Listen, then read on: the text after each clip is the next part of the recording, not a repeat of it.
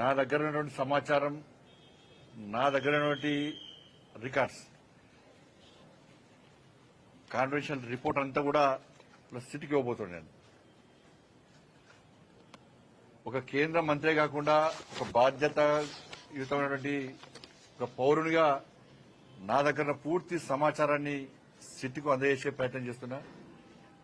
ఎందుకంటే తెలంగాణ రాష్ట్రంలో అందరికంటే ఎక్కువ అత్యధికంగా నా ఫోన్ కాల్సే ట్యాప్ చేయబడ్డాయి. అసలు మొట్టమొదటి ఫోన్ ట్యాపింగ్ విషయంలో ఫోన్ ట్యాపింగ్ బయటపెట్టింది కూడా నేనే.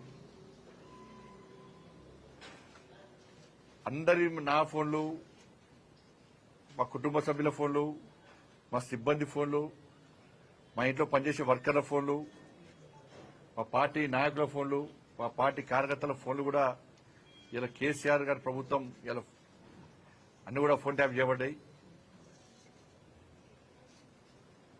కాబట్టి ఈ విషయంలో ఇప్పటి కూడా ఈ కాంగ్రెస్ పార్టీ ప్రభుత్వం మీద నమ్మకం లేదు, సిట్టు మీద నమ్మకం లేదు. సిట్టు అధికారులు పోలీసుల మీద తప్పుపడతలేము, అధికారులు మంచోళ్లే, కానీ వాళ్లను స్వేచ్ఛగా అధిక విచారణ చేసేటువంటి అవకాశం కాంగ్రెస్ పార్టీ ప్రభుత్వం, రేవంత్ రెడ్డి ప్రభుత్వం ఇస్తలేదు. ఇదంతా కూడా టైం పాస్ కోసమే.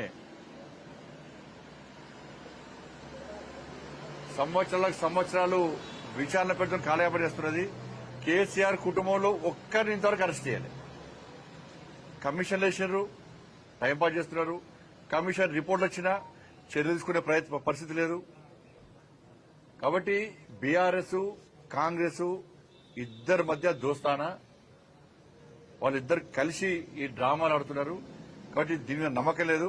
అందుకే సీబీఐ విచారణ జరపాలని చెప్పి మేము డిమాండ్ చేస్తున్నాం.